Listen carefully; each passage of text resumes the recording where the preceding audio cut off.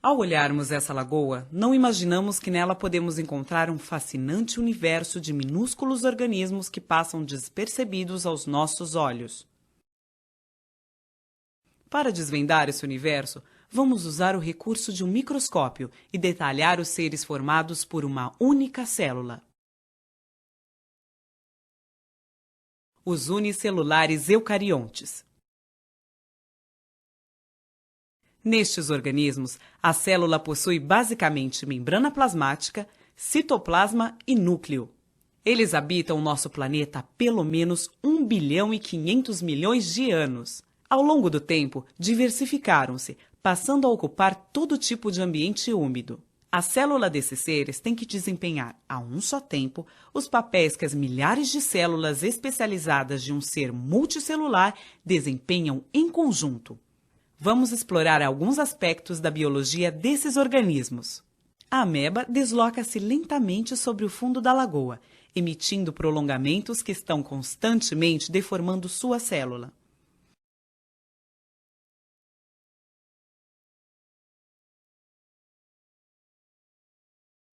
Esses prolongamentos são chamados pseudópodes, termo que significa falsos pés.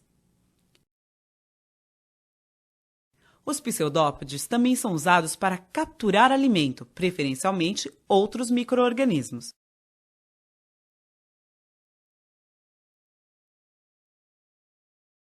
Recém-capturados são digeridos em vacúolos digestivos dentro da célula. Algumas espécies de amebas produzem uma teca ou carapaça protetora. Esta teca-ameba aglutinou grãos de areia com muco, depositando-os ao redor de seu corpo. Neste outro caso, a teca foi totalmente secretada pela célula. Nas teca-amebas, há apenas um orifício, por onde saem os pseudópodes, usados na locomoção e na captura de alimento. Os heliozoários são ameboides de corpo esférico, com pseudópodes eretos e finos, irradiando-se da superfície da célula. Vivem geralmente associados a raízes de plantas aquáticas, alimentando-se de outros micro-organismos ou até mesmo de pequenos animais que tocam nos pseudópodes. As euglenas são flagelados muito comuns, que possuem cloroplastos, organelas ricas em clorofila, pigmento verde fundamental para a realização da fotossíntese.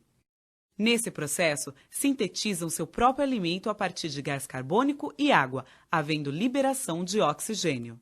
As euglenas deslocam-se no meio utilizando o flagelo e procuram locais onde a intensidade de luz seja adequada para a realização da fotossíntese. O estigma, esta estrutura avermelhada, participa do processo de orientação em relação à luz. A peranema é um parente da euglena, porém não possui cloroplastos.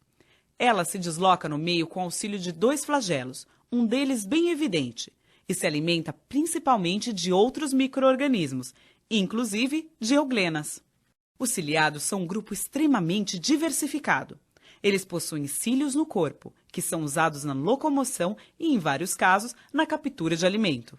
No paramécio, o corpo repleto de cílios permite uma agionatação para frente e para trás. O batimento dos cílios também promove corrente de água, que traz partículas alimentares que são ingeridas através do citóstoma ou boca celular e digeridas em vacúolos digestivos no interior da célula. O paramécio possui uma habilidade especial. Ao perceber no meio certas substâncias indicativas de situação de perigo, libera filamentos chamados tricocistos. Observe essa micrografia eletrônica de varredura de um paramécio, com os tricocistos liberados e note o detalhe de um deles. O dileptus é outro ciliado com um corpo repleto de cílios, mas que, diferente do paramécio, não usa os cílios para filtrar alimento. Com essa projeção da célula, que mais parece uma tromba, procura outros ciliados, suas presas favoritas. Foi o que aconteceu nesse caso, em que a célula da presa foi rompida e o material extravasado foi ingerido através do citóstoma, que se distende bastante.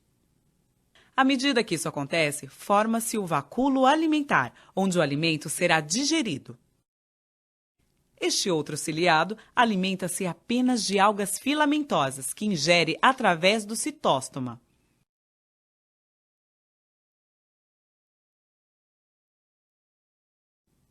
O euplotes é um ciliado curioso, que mais parece um pequeno animal.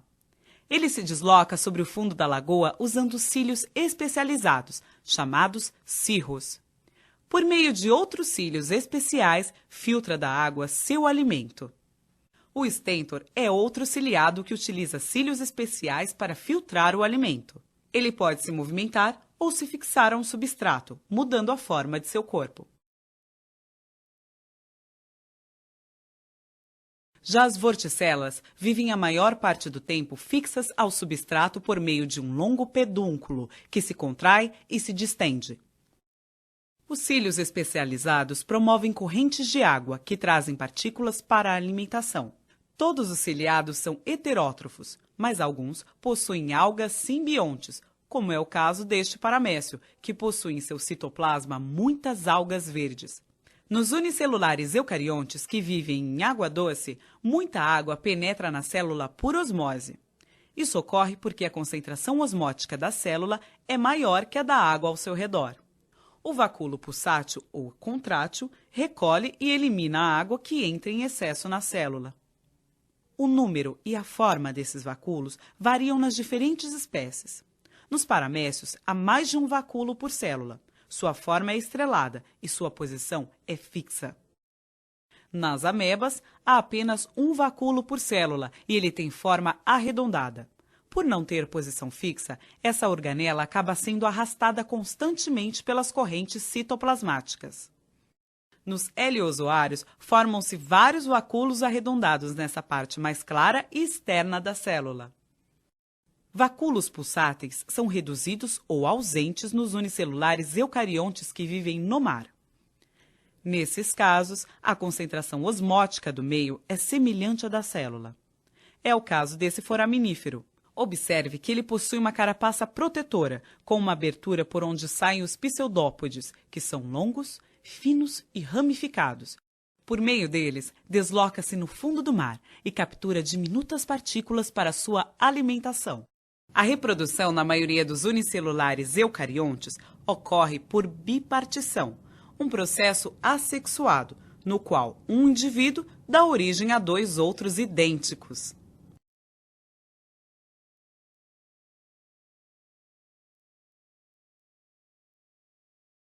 Mas nos ciliados, além da reprodução assexuada, há a reprodução sexuada, na qual dois indivíduos se unem, trocam material genético por meio de uma ponte citoplasmática e se separam.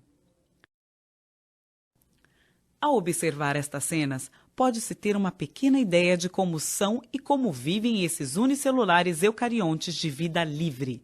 A cada dia, novas espécies são descobertas e novas questões são levantadas acerca destes incríveis micro-organismos que compartilham o meio ambiente com seres macroscópicos e são parte importante da manutenção do equilíbrio ecológico.